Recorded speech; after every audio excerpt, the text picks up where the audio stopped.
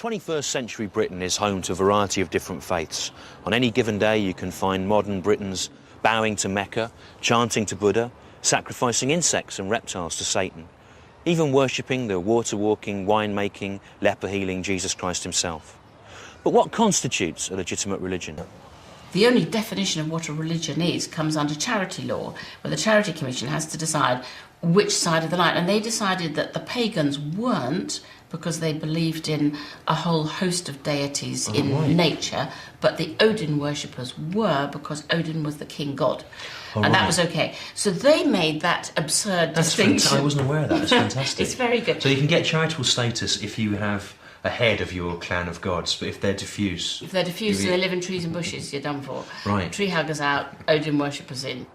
But are all religions entitled to the same degree of respect, or should protection only be afforded to those with significant numbers of followers?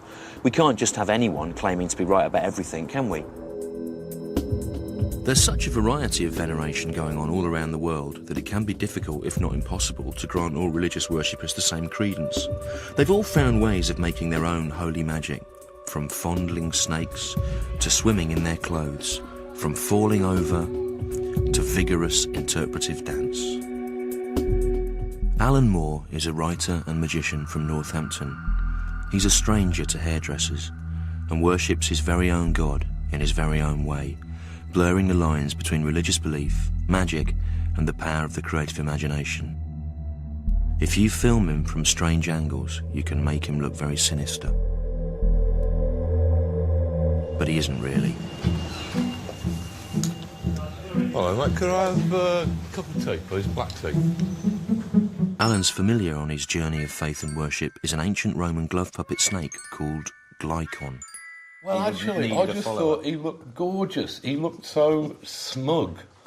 And he'd got this these lidded eyes and this superior expression, which I identified with in a certain way. Yeah. And also, like I say, it's just the absurdity of this limbless serpentine body and this Paris Hilton head on top of it. It's irresistible. He's certainly the coolest, most rock and roll looking god that I have ever seen. I just fell in love at first sight. You've not chosen to worship Paris Hilton, though, by extension? No, I've certainly not. No. It's sort of, I mean, there are limits, you know, even to somebody who's worshipping a hairy snake, you know. I mean, I'm not going to go mad here. What's in it for you, though, following Glycon? I believe that every single individual human being should probably make their own peace with the universe. I mean, we're all of us different emotionally, we're all different physically, intellectually. It would be really odd if we were all the same spiritually.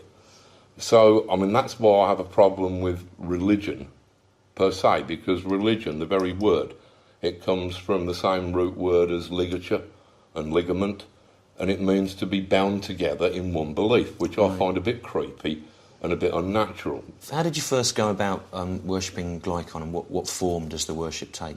Well, when I started to become interested in magic, I understood that everything that people talk about with regard to magic is all absolutely true, as long as you understand that it is happening inside people's minds.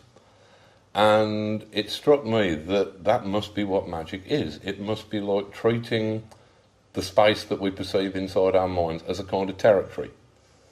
And I thought that working on that hypothesis, you could explore that territory. You can't have that conversation with a Christian fundamentalist. I mean, religious fundamentalism, I mean, it's a bit of a misnomer, because if you actually look back at the foundations of Christianity, you find that the thinking is a lot more flexible.